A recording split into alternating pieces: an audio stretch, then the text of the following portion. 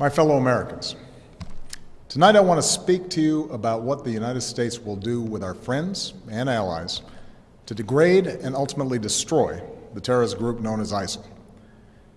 As Commander-in-Chief, my highest priority is the security of the American people.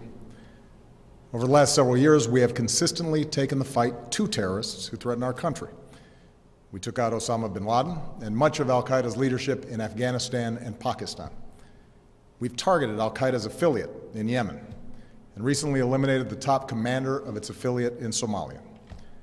We've done so while bringing more than 140,000 American troops home from Iraq and drawing down our forces in Afghanistan, where our combat mission will end later this year.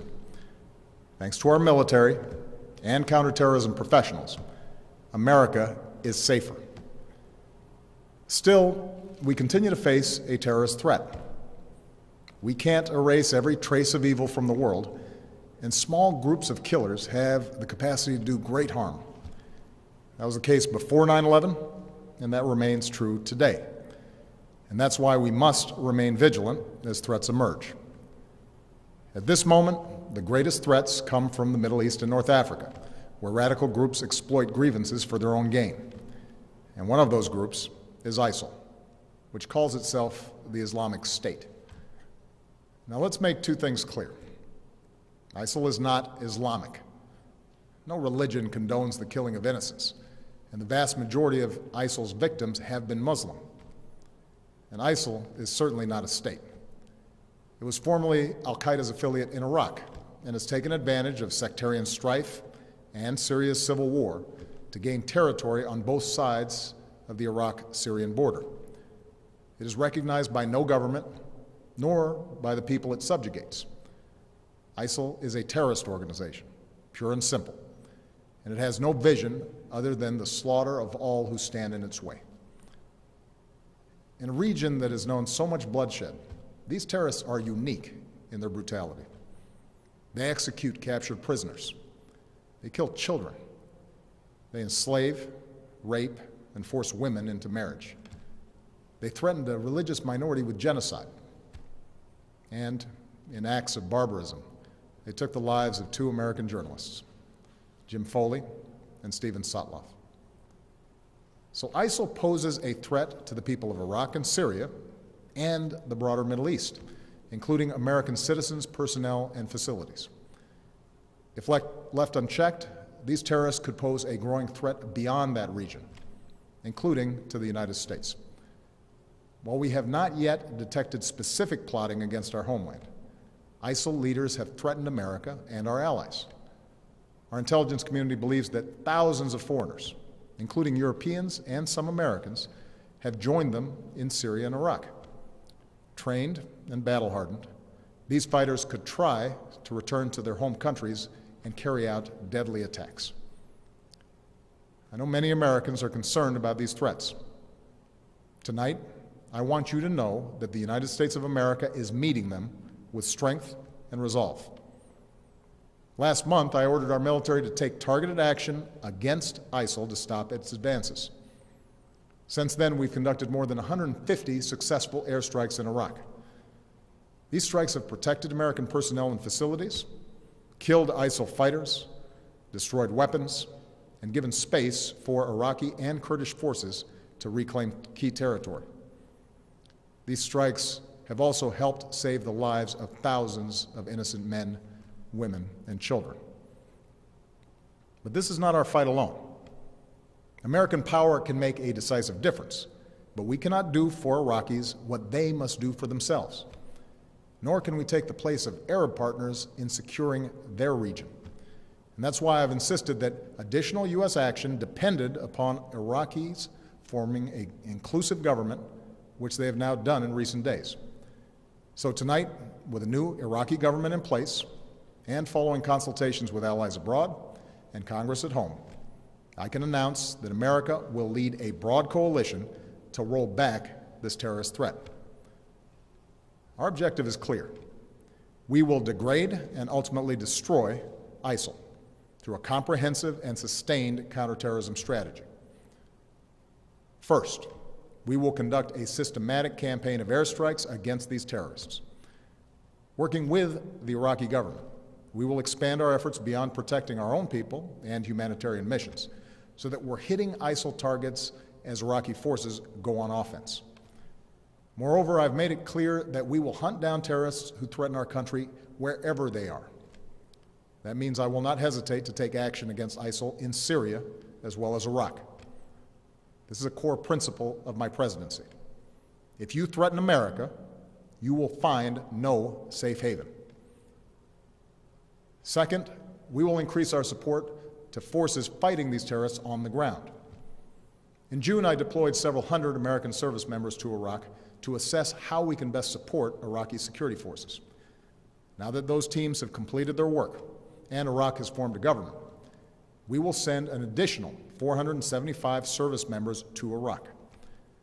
As I've said before, these American forces will not have a combat mission. We will not get dragged into another ground war in Iraq, but they are needed to support Iraqi and Kurdish forces with training, intelligence, and equipment.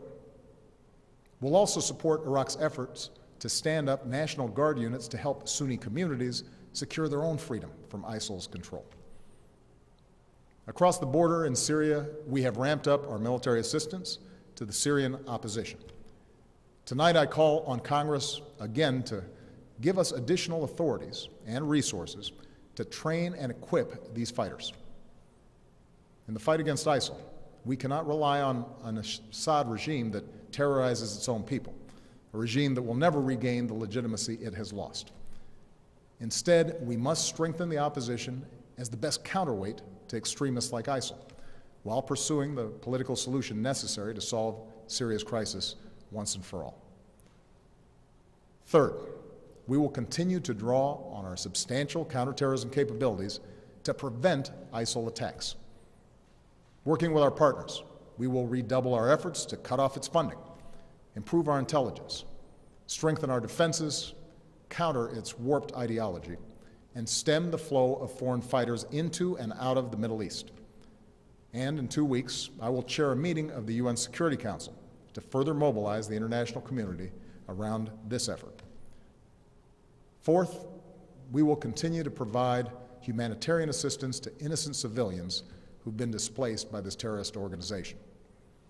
This includes Sunni and Shia Muslims who are at grave risk, as well as tens of thousands of Christians and other religious minorities. We cannot allow these communities to be driven from their ancient homelands. So this is our strategy. And in each of these 4 parts of our strategy, America will be joined by a broad coalition of partners. Already, allies are flying planes with us over Iraq, sending arms and assistance to Iraqi security forces and the Syrian opposition, sharing intelligence and providing billions of dollars in humanitarian aid.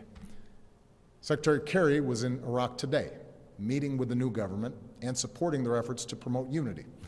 And in the coming days, he will travel across the Middle East and Europe to enlist more partners in this fight, especially Arab nations who can help mobilize Sunni communities in Iraq and Syria to drive these terrorists from their lands. This is American leadership at its best. We stand with people who fight for their own freedom, and we rally other nations on behalf of our common security and common humanity. My administration has also secured bipartisan support for this approach here at home. I have the authority to address the threat from ISIL, but I believe we are strongest as a nation when the President and Congress work together. So I welcome congressional support for this effort in order to show the world that Americans are united in confronting this danger. Now, it will take time to eradicate a cancer like ISIL. And any time we take military action, there are risks involved, especially to the servicemen and women who carry out these missions.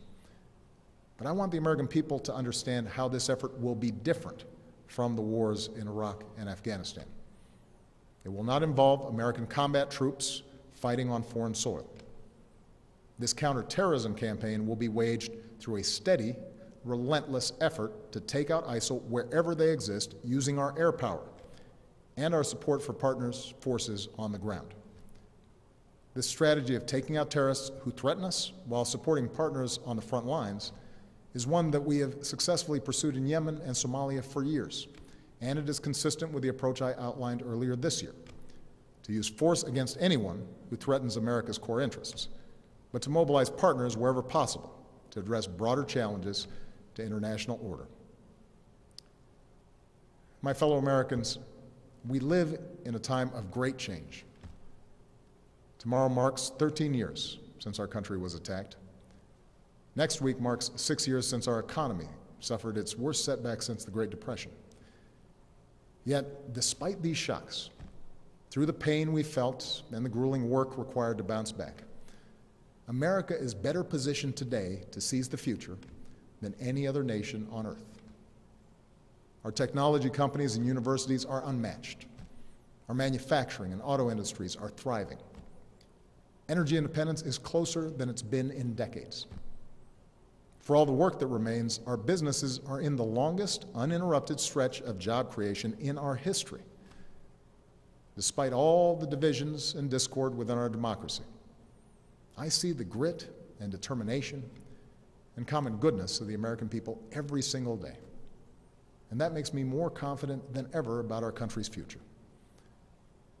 A broad American leadership is the one constant in an uncertain world. It is America that has the capacity and the will to mobilize the world against terrorists. It is America that has rallied the world against Russian aggression and in support of the Ukrainian people's right to determine their own destiny. It is America, our scientists, our doctors, our know-how that can help contain and cure the outbreak of Ebola.